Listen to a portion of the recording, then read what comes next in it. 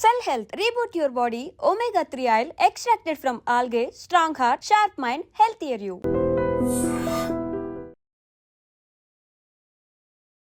Welcome to iDream media. So జనరల్గా diabetes ఉందో లేదో చెక్ చేయాలన్నా, లేదా డయాబెటీస్ ఉన్న వాళ్ళకి అసలు ఆ లెవెల్స్ ఎలాగున్నాయో చెక్ చేయాలంటే HbA1c టెస్ట్ ఖచ్చితంగా చెప్తూ ఉంటారు. ఇది చేయించుకోవాలంటే ఎటువంటి జాగ్రత్తలు తీసుకోవాలి, పూర్తి వివరాలు తెలుసుకుందాం. మనతో పాటు ఉన్నారు ప్రముఖ internal medicine specialist doctor Rajesh Ukkala గారు. డాక్టర్ గారు నమస్తే అండి. నమస్తే. HbA1c ఇది 3 months of random blood sugar అని చెప్తూ ఉంటారు. ఇది కరెక్ట్‌గా ఉంటే మనకి షుగర్ లేనట్లేనా? లేదు. దీంట్లో చాలా వేరియబుల్స్ ఉన్నాయి. సో, గ్లైకోసిలేటెడ్ హీమోగ్లోబిన్ దీని మెడికల్ టెర్మినాలజీ HbA1cని గ్లైకోసిలేటెడ్ హీమోగ్లోబిన్ అంటాం. సో, ఇక్కడ హీమోగ్లోబిన్ అని వాడాను కాబట్టి ఎవరికైతే రక్తహీనత ఉంటుందో, హీమోగ్లోబిన్ శాతం తక్కువ ఉంటుందో వీళ్ళల్లో HbA1c డైరెక్ట్‌గా కోరిలేట్ కాదు షుగర్స్‌కి. ఎందుకంటే హీమోగ్లోబినే తక్కువ ఉన్నప్పుడు షుగర్ బైండింగ్ ఏదైతే ఉంటుందో అది ఎక్కువగా కనిపిస్తుంది. ఓకే. సో, అది అబ్నార్మల్గా హై లెవెల్ చూపించేదానికి ఆస్కారం ఉంది. సో, ఇన్ ద కాంటెక్స్ట్ పేషెంట్ని బట్టి మనం కన్సిడర్ చేయాల్సిన అవసరం ఉంది. సో, ప్రతి ఒక్కరికి HbA1c హై ఉంది అని చెప్పి డయాబెటీస్ మీకు ఉందని చెప్పకుండా మిగతావి కూడా మనం అనలిటికల్గా చూసుకొని దాని క్రమంలోనే డయాబెటీస్ అనేది టార్గెట్ చేయాలి. మిగతా అంటే మళ్ళీ ఫాస్టింగ్, పోస్ట్ లంచ్, ఈ మధ్యకాలంలో రీసెంట్గా కొన్ని రీసెంట్ ఇన్సులిన్ రెసిస్టెన్స్ని కనిపెట్టే విధంగా టెస్ట్లు ఉన్నాయండి. అవి కూడా చేసుకొని పర్టికులర్గా ఫస్ట్ టైం డయాగ్నోసిస్ ఉన్నప్పుడు అవన్నీ కన్ఫర్మ్ చేసుకొని ట్రీట్మెంట్ ఇవ్వడం అనేది జరగాల్సిన అవసరం ఉంది. ఓకే. అంటే HbA1c అనేది అసలు ఎంత లెవెల్ ఉండాలి డాక్టర్ గారు? ఐడియల్ సినారియో లెస్ దెన్ 5, 5.7 నుంచి 6.5 వరకు pre diabetes. Okay. 6.5 and above is diabetes. 7 ఉంది. 7 ఉంటే డయాబెటీస్ ఉన్నట్టు. మరి ఈ కాంటెక్స్లో ఇది ట్రూ పిక్చర్ అయినా కాదా, ఏమైనా రక్తహీనత ఉందా, వీళ్ళ ఫాస్టింగ్ పోస్ట్ లంచ్ నార్మల్ ఉన్నాయా లేవా, ఇలాంటివన్నీ కూడా గమనించుకోవాలి. తర్వాత HbA1c టెస్ట్ చేసే కిట్లు కూడా కరెక్ట్గా ఉన్నాయా, ఎక్స్పైరీ కాకుండా ఉన్నాయా, దాన్ని కరెక్ట్గా స్టోర్ చేయాల్సిన విధానంలో ఉన్నాయా. సో, అందుకోసమే డైరెక్ట్గా HbA1c మీదే రిలై కాకుండా మిగతా టెస్టులు కూడా కన్ఫర్మ్ చేసుకుంటే మనకి ఇది కరెక్ట్గా డయాగ్నోసిస్ వచ్చేదానికి ఆస్కారం ఉంది. తరచుగా నా దగ్గరికి పేషెంట్స్ వస్తుంటారు, సడన్గా HbA1c కనిపించిందండి, దీన్ని ఎలా చేయాలి అని. వాళ్ళల్లో మేము చూస్తున్న క్లినికల్ ప్రాక్టీస్లో ఆ ఫాస్టింగ్ పోస్ట్ నుంచి నార్మల్గా ఉండడం, లేకపోతే ఇది చూసి అనవసరంగా ట్యాబ్లెట్లు స్టార్ట్ చేసి వాళ్ళు లో షుగర్తో ప్రజెంట్ అవ్వడం, ఇలాంటి ఫ్రీక్వెంట్గా గమనిస్తుంటాం. కాబట్టి డయాగ్నోసిస్ అనేది ప్రాపర్గా కాస్త ఓపిక బట్టి చేసిన దానివల్ల పేషెంట్కి అనర్థాలు రాకుండా మనం కాపాడుకోవచ్చు. ఇప్పుడు ఇంటికి వచ్చి టెస్ట్ తీసుకునే వాళ్ళు అది కరెక్ట్గా వస్తుందా డాక్టర్ గారు, లేదా అక్కడ ల్యాబ్కి వెళ్ళి ఇచ్చింది కరెక్ట్గా వస్తుందా? సో, ఇన్ జనరల్గా ఆ స్పెసిమెన్ ప్రాసెసింగ్ టైం అనేది చాలా ఇంపార్టెంట్ అవుద్దండి. ఇప్పుడు ఇంటికి వచ్చి తీసుకెళ్తున్నారు, దాన్ని ఎంత త్వరగా ప్రాసెస్ చేస్తున్నారు, ఎంత సేఫ్గా దాన్ని తీసుకెళ్తున్నారు, దాని స్టోరేజ్ కరెక్ట్గా ఉందా లేదా. సో, ఇలాంటివన్నీ కూడా ఇక్కడ ఫ్యాక్టర్స్. సో, ఆ ఫ్యాక్టర్స్లో మనకి వాళ్ళు ఎంత మేనేజ్ చేస్తున్నారు అనేది ఎవరికి ఐడియా లేదు కాబట్టి దాని గురించి చెప్పడం కాస్త కష్టమే. కానీ ఐడియల్గా ల్యాబ్లో వెళ్ళి ఇస్తే ఆల్వేస్ బెటర్ రిజల్ట్స్, ఎందుకంటే త్వరగా ప్రాసెసింగ్ ఉంటుంది కాబట్టి. అయితే డాక్టర్ గారు, మరి ఈ తిన్న తర్వాత తినక ముందు షుగర్ లెవెల్స్ కనిపించాయి అన్నప్పుడు, ఇది కూడా ఎక్కువగానే ఉంది HbA1c లెవెల్ అన్నప్పుడు, వెంటనే మందులు స్టార్ట్ చేయాల్సిన అవసరం ఉంటుందా డయాబెటీస్లో? మందులు స్టార్ట్ చేయకముందు కొన్ని లేయర్స్ ఆఫ్ థింగ్స్ చేయాలి. ఫస్ట్ నేను చెప్పినట్టు నిర్ధారణ చేసుకోవడం, ఇది నిజంగానే అబ్నార్మల్ రికార్డింగ్గా కాదు. రెండోది, మనం న్యాచురల్ పద్ధతులు ఏమైనా ట్రై చేసామా లేదా. అంటే ఇప్పుడు మ్యాంగో సీజన్ అయిపోతుందండి, విపరీతంగా తింటారు చాలామంది. బార్డర్ లైన్లో ఉన్న వాళ్ళందరికీ కూడా షుగర్స్ పెరిగేదానికి ఛాన్స్ ఉంది, ఎందుకంటే దాంట్లో ఉన్న స్వీట్నెస్ అలాంటిది కాబట్టి. మరి ఈ మ్యాంగోస్ అన్నీ మానేస్తే వీళ్ళకి రిజాల్వ్ అయిపోతుంది. సో, లెవెల్ ఆఫ్ ప్రజెంటేషన్ బట్టి ఉంటుంది. ఇందాక చెప్పాను 6.5 అండ్ అబోవ్ ఇస్ డయాబెటీస్ అని.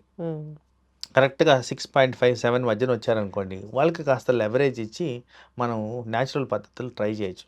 అదే HbA1c 12 వచ్చింది అనుకున్నాం, వీళ్ళల్లో మనం కంపల్సరీగా ట్రీట్మెంట్ ఇవ్వాల్సిన పరిస్థితి, ఎందుకంటే it's very very high, double the normal level. So, అందుకోసం పేషెంట్ కాంటెక్స్ట్ బట్టి ఇది కన్సిడర్ చేయాల్సిన అవసరం ఉంటుంది. అలాగే ఒక హార్ట్ డిజీజ్ పర్సన్ ఆర్ ఏదైనా మేజర్ అవయవం ఎఫెక్ట్ అయ్యే పర్సన్ ఉన్నారనుకుందాం, వీళ్ళల్లో బార్డర్ లైన్ డయాబెటీస్ కనిపించినా కానీ బికాస్ డయాబెటీస్ కారణంగా అవయాల మీద ఒత్తిడి ఉంటుంది కాబట్టి దాన్ని వెంటనే మనం అడ్రస్ చేయాల్సిన అవసరం ఉంటుంది. సో పేషెంట్ కండిషన్, ఆ కాంటెక్స్ట్, ఆ ఉన్న ప్రాబ్లం ఏంటి, దాని క్రమంలో దీన్ని అప్రోచ్ అవ్వాలి. So it's more of practical value. అవును. సో దీనికి డిక్టమ్ లాగా ఈ టెక్స్ట్ బుక్లో 1, 2, 3 లాగా కాకుండా పేషెంట్ కండిషన్ బట్టే మా అప్రోచ్ అనేది మేము మార్చుకోవాల్సిన అవసరం. ఏజ్ని బట్టి కూడా మనము ఈ హెచ్బిఏవన్సీని కన్సిడర్ చేస్తామా? ఏజ్ని బట్టి కూడా కన్సిడర్ చేస్తాము. ఎందుకంటే నేను ఇందాక రక్తహీనత గురించి చెప్పాను, ఎక్కువగా విమెన్ గురించి చెప్పాను. వయసు పైబడిన వాళ్ళలో కూడా పోషకాహారాల లోపాలు వివిధ రకాలుగా ప్రజెంట్ అవుతాయి కాబట్టి వాళ్ళలో కూడా రక్తహీనత వచ్చేదానికి ఆస్కారం ఉంది కాబట్టి దాన్ని కూడా ఉద్దేశించి మేము చూసుకోవాలి. ఇప్పుడు ఇంతవరకు ఇన్నేళ్ల సర్వీస్లో మీరు ఎంతో కాలంగా ఉన్నారు. అయితే ఎవరికైనా షుగర్ వచ్చి పూర్తిగా తగ్గిపోయింది అనేది ఉందా డాక్టర్ గారు? అంటే ఇక్కడ చూడండి, చాలామందికి అర్థం కాని అంశం ఏంటంటే స్ట్రెస్ కారణంగా షుగర్ వస్తుంది. ఎవరికైతే విపరీతంగా స్ట్రెస్ ఉంటుందో షుగర్ వస్తుంది. సో స్ట్రెస్ అనేది ఏంటంటే ఇన్ఫెక్షన్ స్ట్రెస్సే, మానసిక ఒత్తిడి కూడా స్ట్రెస్సే, నిద్ర లేకపోవడం కూడా స్ట్రెస్సే. ఇలాంటి వాళ్ళల్లో ఏదైనా టెంపరీగా ప్రాబ్లం వచ్చిన వాళ్ళల్లో మేబీ ఫర్ 2-3 months షుగర్ కనిపించి మళ్ళీ కనపడకపోవడం అనేది జరుగుద్ది. బట్ ఇన్ జనరల్ ప్రాక్టికల్గా చూసుకుంటే ఒకసారి షుగర్ వస్తే అది జీవితకాలం వచ్చినట్టే. వెరీ వెరీ రేర్ ఇన్స్టెన్సెస్లో ఈ టెంపరీ ట్రాన్సిషన్ అనేది చాలా మటుకు వినుంటారు. ప్రెగ్నెన్సీలో వస్తుందని మళ్ళీ పోయిందని. వీళ్ళలో కూడా చాలా ఎక్కువ శాతం మందికి లాంగ్ టర్మ్ డయాబెటిక్స్ రావడం అనేది శాస్త్రపరంగా స్టాటిస్టికల్ డేటా పరంగా కూడా ఎవిడెన్స్లు ఉన్నాయి. కాబట్టి ఇన్ జనరల్ ఒక్కసారి వస్తే అది ఎప్పుడు వెంటాడుతూనే ఉంటుంది. మందులు వాడితే మంచిది, బెటర్. అండ్ మందులు వాడడం పక్కన పెట్టేసి చాలా మంది ఏంటంటే మళ్ళీ చెక్ చేసుకోరు. ఆ చెక్ చేసుకోవడం ఇంపార్టెంట్. ఫస్ట్ స్టెప్ అది. చక్కగా చెప్పారు డాక్టర్ గారు. ఎన్నాళ్ళకి ఒకసారి అంటే 3 monthsకి ఒకసారి యావరేజ్గా ఈ హెచ్బిఏవన్సీ సరిపోతుందా, లేదా మళ్ళీ ఏమైనా పెరిగినట్లు ఉందా అనిపించి మళ్ళీ చేసుకోవచ్చా? అంటే ఇక్కడ ఎంత ఫ్రీక్వెంట్గా చేయడం అనేది కాదు కానీ పేషెంట్ సిచ్యువేషన్ ఏంటి అనేది చూసుకోవాలండి. హెచ్బిఏవన్సీ ఆర్గన్ డ్యామేజ్కి డైరెక్ట్ మార్కర్. అది హైగా ఉంటే అవయాలు ఎఫెక్ట్ అవుతాయి, ఇది రుజువులు. సో సపోజ్ ఒక పర్సన్కి 12 ఉందనుకుందాం, మనం ప్రతి 3 నెలలకు ఒకసారి చెక్ చేసుకుంటూ దాన్ని తక్కువ చేసుకోవడం అనేది ఇంపార్టెంట్ క్రైటీరియా. అదే ఇంకో పర్సన్కి 6.5 ఉందనుకుందాం, రెండోసారి చేసాం అప్పుడు కూడా 6.5 ఉందనుకోండి, జనరల్లీ ఫ్రీక్వెన్సీ కాస్త పెంచేస్తాం. ఊరికే చెక్ చేయాల్సిన అవసరం లేదు, ఎందుకంటే వాళ్ళ స్టెబిలిటీ ఉంది. పేషెంట్ కాంటెక్స్ట్ బట్టే ఎంత ఫ్రీక్వెంట్గా చేయాలి, ఏమి మార్పులు వస్తున్నాయి అని గమనించుకొని దాని క్రమంలో టెస్ట్లు అనేది అడ్వైజ్ చేయడం జరుగుతుంది.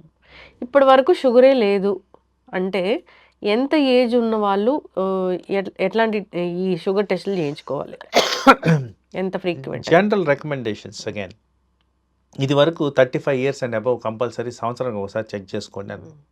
ఇప్పుడు ఈ మారుతున్న కాలంలో ఈ వెస్టర్నైజేషన్ ప్రోగ్రాంలో నేను 20 సంవత్సరాలకే చెప్తున్నా. 20 yearsకి పర్టికులర్గా రిస్క్ ఫ్యాక్టర్స్ ఎక్కువ ఉన్న వాళ్ళకి, రిస్క్ అంటే ఏంటి, ఫ్యామిలీలో ఉంది, ఊబకాయం ఉంది, ఇన్యాక్టివిటీ ఉంది, అలాంటివి ఏమన్నా మార్కర్స్ వచ్చినప్పుడు కంపల్సరీ 20 సంవత్సరాల నుంచే ఇది మానిటర్ చేయడం బెటర్ అని మేము గమనిస్తూ ఉన్నాం. అదే there is a lot of transition ఈ దీంట్లో.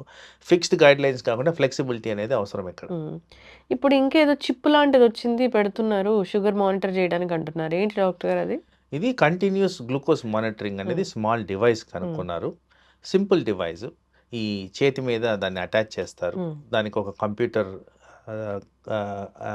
కనెక్షన్ ద్వారా షుగర్ మానిటరింగ్ డైరెక్ట్గా మీ ఫోన్కి మానిటరింగ్ వచ్చేస్తుంది.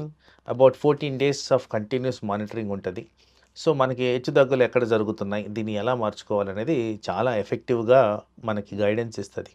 సో అది డెఫినెట్గా డయాబెటిక్ పేషెంట్స్లో అందరికీ రికమెండ్ చేయాల్సిన ఇన్స్ట్రుమెంట్ అది. ఓకే, కరెక్ట్గా వస్తాయి వాల్యూస్ అనేవి. Absolutely correct. And time to time variation వస్తుంది కాబట్టి ఇప్పుడు మనము 2 సార్లు చెక్ చేసి వచ్చేసి ఇది బాగుంది అని అనేది డిసైడ్ అయిపోతున్నాం. అయినా కానీ హెచ్బిఏవన్సీ ఎక్కువ వచ్చింది, ఎందుకు వచ్చింది సార్ అంటారు. సో అలాంటి పరిస్థితుల్లో ఇలాంటి సీజీఎం పెట్టుకుంటే ఏ టైంలో ఎక్కువ అవుతుంది అనేది క్లియర్గా చూపించేస్తుంటుంది. కాబట్టి ఆ విధంగా మందులు కూడా అడ్జస్ట్ చేయడానికి మాకు ఈజీగా డైరెక్షన్స్ దొరుకుతాయి. ఎస్, చక్కటి ఇన్ఫర్మేషన్ డాక్టర్ గారు. చాలామంది కూడా HbA1c ఒకసారి నార్మల్ ఉంటుంది, కానీ తర్వాత వేరే టెస్టులు చేస్తే కనుక షుగర్ ఉన్నట్లుగా తెలుస్తూ ఉంటుంది. మీరు చెప్పిన విధంగా జాగ్రత్తలు తీసుకోవాలని కోరుకుందాము. So post lunch fasting blood sugar ఇలాంటివి చెక్ చేసుకుంటే కనుక కరెక్ట్గా ఉంటుంది. అది డాక్టర్ చెప్పిన విధంగా మందులు వాడుకోవాలి. సో మనకు నచ్చినట్లుగా తగ్గిపోయింది అని చాలామంది కూడా డాక్టర్ 2 టాబ్లెట్లు రాస్తే ఒక టాబ్లెట్ వేసుకునే వాళ్ళని ఇప్పటికీ మనం చూస్తూ ఉన్నాం. మేజర్ ఇష్యూ అది. నాకు ఈ డోస్ ఎక్కువైపోయింది అని వాళ్ళంతరకు వాళ్ళు మానేసే వాళ్ళని కూడా మనం చూసాము. వీళ్ళలో ఇంకొకటి ఏంటంటే డాక్టర్ గారు, చాలా అతి నీరసం కూడా వస్తూ ఉంటుంది. ఇప్పుడు డయాబెటిక్ పేషెంట్స్లో టాబ్లెట్స్ వేసుకుంటే చాలా నీరసం అయిపోవడం కూడా మనం గమనిస్తూ ఉంటాము. దానికి ఏమైనా రెమెడీస్ ఉంటాయా? సో ఇక్కడ 2-3 థింగ్స్ అండి. మీరు చెప్పింది చాలా ప్రాక్టికల్ థింగ్ అండ్ అనవసరంగా పేషెంట్స్ కాంప్లికేషన్స్ ఫేస్ చేయడం మేము గమనించాము. ఒకటి 3 సెగ్మెంట్స్లో చూడాలండి ఇది. ఒక సెగ్మెంట్ ఏంటంటే లో షుగర్స్ అయిపోతున్నాయా బికాస్ ఆఫ్ మెడిసిన్. రెండో సెగ్మెంట్ ఏంటంటే హై షుగర్స్ ఉన్నాయా, రెండిట్లో నీరసం అనేది ప్రజెంటేషన్ కామన్. మూడో సెగ్మెంట్ అంటే వెరీ ఇంట్రెస్టింగ్ సెగ్మెంట్ ఇది. ఇందాక నేను చెప్పిన కాంటెక్స్లో 12 HbA1c ఉందా అనుకున్నాం. వీళ్ళల్లో జనరల్గా యావరేజ్ షుగరు 500-600 ఉంటుంది. సో వీళ్ళకి సడన్గా నేను 100 చేసేస్తే బాడీ అలవాటు పడిన విధానంలో మార్పులు వస్తాయి. సో అలాంటి వాళ్ళలో నీరసం అనిపిస్తుంది. సో ఇలాంటిది చెక్ చేసుకొని క్రమ పద్ధతుల్లో తగ్గిస్తే ఈజీగా ఇలాంటి ప్రాబ్లమ్స్ని నివారించుకోవచ్చు. డాక్టర్ తినకముందు టాబ్లెట్ వేసుకోమంటే అలా వేసుకోవడం వల్ల, టాబ్లెట్ తీసుకోవడం వల్ల మాకు కళ్ళు తిరుగుతున్నాయని తిని వేసుకునే వాళ్ళని కూడా మనం చూసాం డాక్టర్ గారు. అబ్సల్యూట్లీ చాలా మిస్గైడెన్స్ ఉంది. పనిచేస్తుంది అంటే గుడ్డిలో మెల్ల. సో బేసికలీ ఐడియల్ చెప్పిన విధంగా వేసుకుంటే డోసేజ్ రిక్వైర్మెంట్ తగ్గిపోతుంది అండ్ కంట్రోల్ బెటర్గా వస్తుంది. కానీ మన వాళ్ళు అనుకూలంగా మార్చేసుకుంటారు కాబట్టి దానివల్ల అనవసరమైన high doses, side effects, target reach అవ్వకపోవడం ఇలాంటివన్నీ జరిగేదానికి ఆస్కారం ఉంది. చక్కటి ఇన్ఫర్మేషన్ డాక్టర్ గారు. కంటిన్యూ చేద్దామండి. డయాబెటీస్ గురించి చాలా డౌట్సే ఉంటాయి. ఇంకా ఇన్సులిన్ గురించి కావచ్చు, మందుల గురించి కావచ్చు, టెస్టుల గురించి కావచ్చు, అసలు రాకుండా జాగ్రత్తల గురించి ఈ సిరీస్ కంటిన్యూ చేద్దాం. చక్కటి ఇన్ఫర్మేషన్ డాక్టర్ గారు. ధన్యవాదాలు. నమస్తే. Sir, one life lesson what medicine has taught you. Whatever you can do without expecting. But I really believe మన పాజిటివ్ యాటిట్యూడ్ ఉంటేనే మనం ఏదైనా సాధించగలం. గట్ని మనం కరెక్ట్గా డీల్ చేసినట్లయితే అది మనకి పాజిటివ్ హార్మోన్స్ని రిలీజ్ చేస్తుంది. షుగర్ వచ్చిన వాళ్ళ పరిస్థితి ఏంటి? పొట్ట దగ్గర పెరిగితే దాన్ని ఆండ్రాయిడ్ అంటారు. ఆండ్రాయిడ్ ఫోన్ కదా. అసలు థాట్స్ ఎందుకు వస్తాయి? బ్రెయిన్ డెడ్ అంటే దానికి ప్రపంచం అంతా కూడా కొన్ని నిర్దిష్టమైనటువంటి లక్షణాలు ఉన్నాయి. మానసికంగా ధైర్యంగా ఉంటే క్యాన్సర్ జయించవచ్చు. You are a doctor for a cause sir, అంతే. వాళ్ళకి వచ్చిన ఆదాయం కాకుండా ఫ్రీ సర్వీస్ ఎంతమందికో చేస్తుంది.